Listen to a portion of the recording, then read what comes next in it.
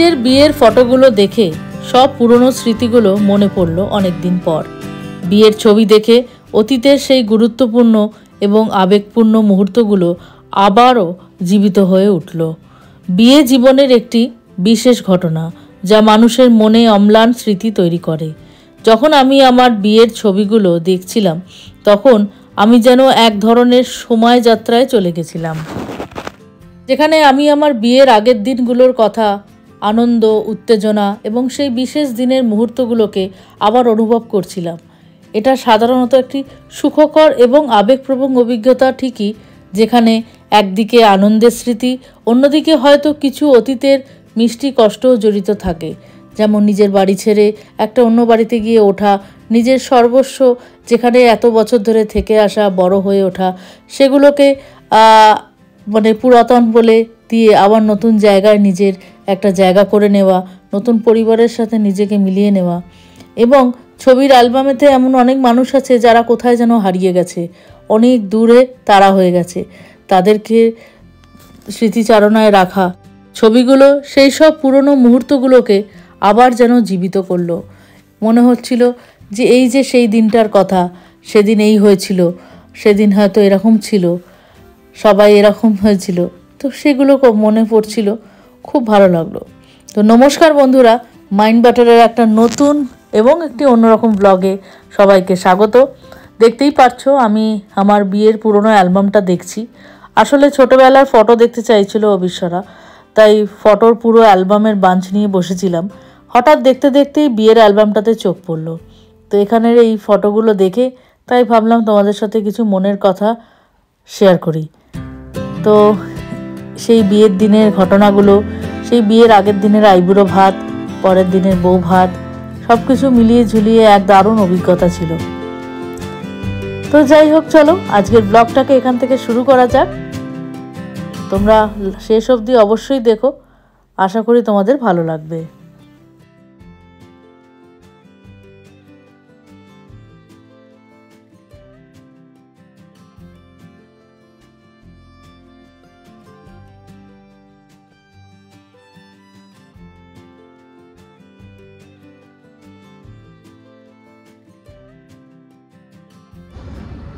Hello everyone, তো এখন সন্ধে হয়ে গেছে, দেখতে পাচ্ছ। দেখো আমরা সবাই রেডি হয়ে গেছি, বেশ ঠান্ডা পড়েছে। আর এখানে বেশ আমি মায়ের একটা সোয়েটার পরে নিয়েছি, একদম কোট, একটা লং কোট, ওভার কোট, দেখতে পাচ্ছ। তো আমরা যাচ্ছি হচ্ছে আসানসোল বুক ফেয়ার। তো দেখলাম একটা হোর্ডিং টাঙিয়েছে যে আজ কাল থেকে নাকি বুক ফেয়ার শুরু হয়েছে এখানে। তো আমরা সেখানে এখন রওনা দিচ্ছি। তো চলো, তোমরাও চলো, তোমাদেরও ভালো লাগবে। দেখি কেমন কি হচ্ছে, তোমাদের সাথে শেয়ার করছি। আর কালকে তো চলেই যাবো এখান থেকে, তো তাই ভাবলাম আজকে একটু ঘুরে আসি। আর অভিজিৎ গেছে ওর কলেজ ফ্রেন্ডদের সাথে মিট আপে দুর্গাপুরে, তো ও ওখানে এনজয় করছে, তো আমরা ভাবলাম আমাদের মতো আমরা এনজয় করি। তো চলো তাহলে আমরা যাই।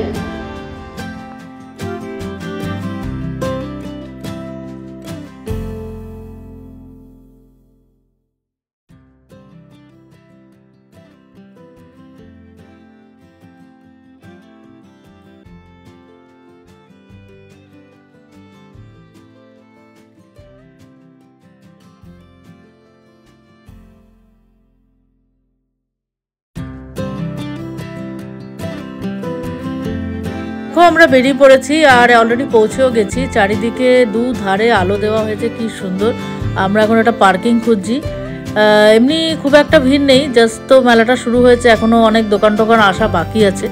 তো চলো তাহলে যাই, ভেতরে ঢুকে দেখি কেমন হচ্ছে মেলা।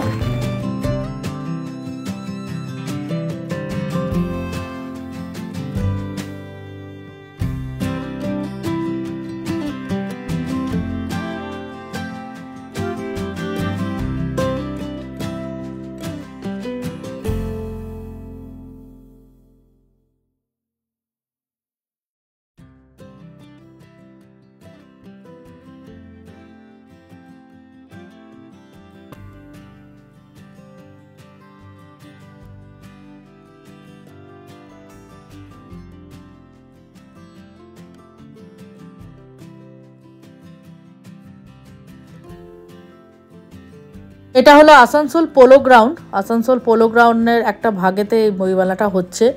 আসানসোল পোলো গ্রাউন্ড অনেক বড় এরিয়া নিয়ে, তো এখানেই একটা সাইডে এটা হচ্ছে বেশ বড় এই যে গেট। আমরা এখন ভেতরে ঢুকছি, আর দেখতে পাচ্ছ ছোট ছোট খোপ খোপ করে বিভিন্ন রকমের দোকান তৈরি করা হয়েছে।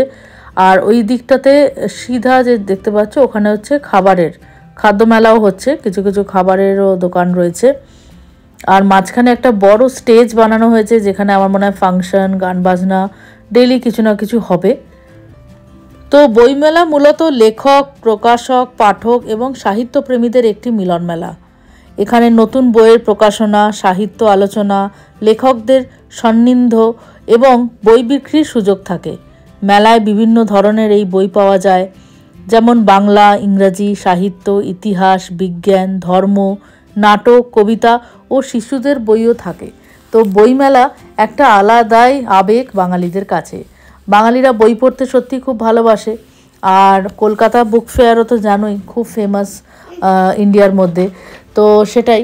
আর এখানে তো আমি দেখলাম বেশ বিভিন্ন ধরনের ভূতের গল্প ছিল, খুব ভালো লাগছিল বইগুলো দেখে। তো আমরাও এখন দেখছি বিভিন্ন ধরনের বই। প্রথমে একটা ইসকনের দোকান ছিল, যেখানে শ্রীকৃষ্ণের নানা রকম বই, গীতা, নানা রকম জিনিসপত্র ছিল। তারপরে শ্রীকৃষ্ণেরও নানা রকম তার কাহিনী, জগন্নাথ দেবের বই, নানা রকম। আর তারপরে তো একটার পর একটা দোকান আমরা ঘুরতে থাকি, বেশ ভালো লাগছে, সবাই মিলে গেছি। আর রবিশ্বরের কাছে এরকম বুক ফেয়ারটা খুবই প্রথম। আসানসোল বুক ফেয়ার এনিহাও খুবই বেশ বড় বুক ফেয়ারই হয়, কিন্তু এখনও মেলাটা সেইভাবে শুরু হয়নি, কারণ জাস্ট আজকেই প্রথম দিন, কালকে উদ্বোধন হয়েছে আর আমরা চলে এসেছি। এখানে দেখো কি সুন্দর সব নানা রকম কৃষ্ণের বই, গীতা, মহাভারত, রামায়ণ, নানা রকমের সব মাইথোলজিক্যাল বুকস রয়েছে। জগন্নাথ দেবের অনেকগুলো বই দেখলাম, বেশ ভালো লাগলো। আমরা এখন দেখছি, আমাদের সাথে তোমরাও একটু দেখো, আশা করি ভালো লাগবে। আর ইচ্ছে আছে অবিশ্বরার জন্য কিছু বাংলা ছড়া বা বাংলা যে হাসির কবিতা, গল্পের যে বইগুলো হয় ওগুলো কিছু নেব। আর যদি ইংলিশও কোনো ফেয়ারি টেলের স্টোরি পাই সেটাও নেব। তো দেখা যাক কী কী পাওয়া যায়। শুধু তাই নয়, এখানে মান্ডালা আর্ট, ক্রোচেট, ড্রয়িং, কাঁথা স্টিচ এইসবের আঁকারও বই রয়েছে। মানে ওই আঁকাগুলোকে দিয়ে তোমরা শাড়ি বা যে কোনো কাপড়, চাদর বিভিন্ন জায়গাতে করতে পারো। স্টিচিংয়ের বই রয়েছে, মানে অনেক ধরনের বই এখানে ছিল আমি যা দেখলাম। মানে খুবই ভালো, এবং বেশ এমন কিছু দামও নয়, খুবই রিজনেবল রেটে বইগুলো ছিল। আর সবাই অনলাইন পেমেন্টও নিচ্ছে, যেটা একটা বেশ ভালো জিনিস। তো খুবই ভালো লাগছে। আর সাথে এখানে যে মঞ্চটা করা হয়েছে, এখানে গান বাজনা হবে, একটু পরে মনে হয় গানও শুরু হবে। তো চলো আমরা তাহলে ঘুরে ঘুরে দেখি, আর এই ব্লগটা শেষ অবধি অবশ্যই দেখো, আশা করি ভালো লাগবে।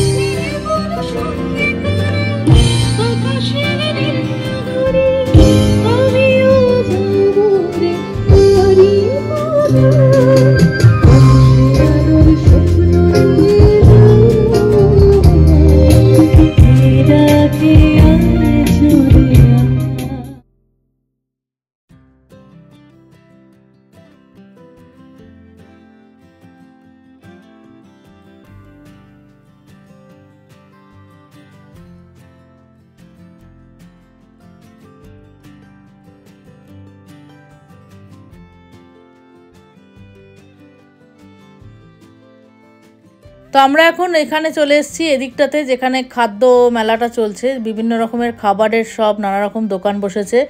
এখানে দেখো নানা রকম আচারের দোকান, মিষ্টি আচার, নোনতা আচার, বিভিন্ন রকমের সব চটপটা খাবার দাবার।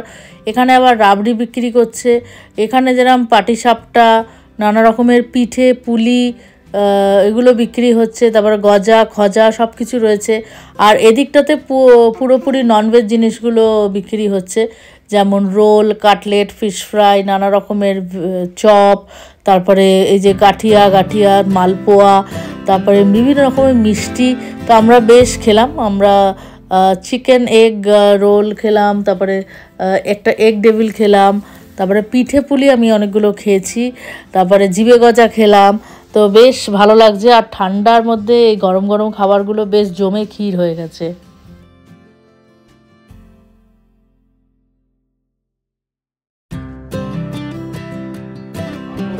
দেখো আমরা বসেছি এখানে খেতে, ঠাকুর খাওয়া, চারিদিকে দোকান।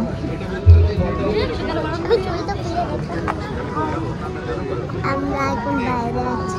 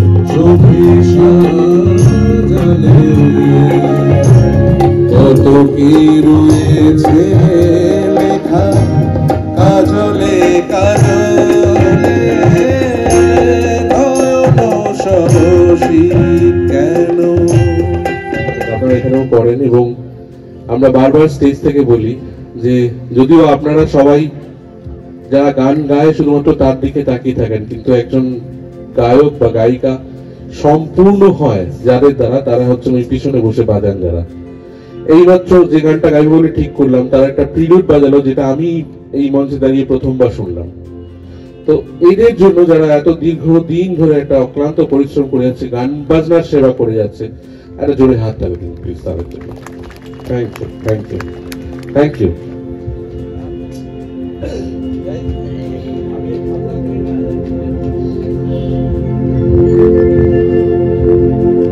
আমি যে নিজেই মত জানি না তোমার শর্ত, আমি যে নিজেই মত জানি না তোমার শর্ত, যদি বা ঘটে অনর্থ তবু তোমায় চাই, হয়তো তোমার জন্য হয়েছি প্রেমে যে বন্য, জানি তুমি অন্য আশার হাত বাড়াই, যদি কখনো একান্তে চেয়েছি তোমায় জানতে, শুরু থেকে শেষ প্রান্তে ছুটে ছুটে গেছি তাই।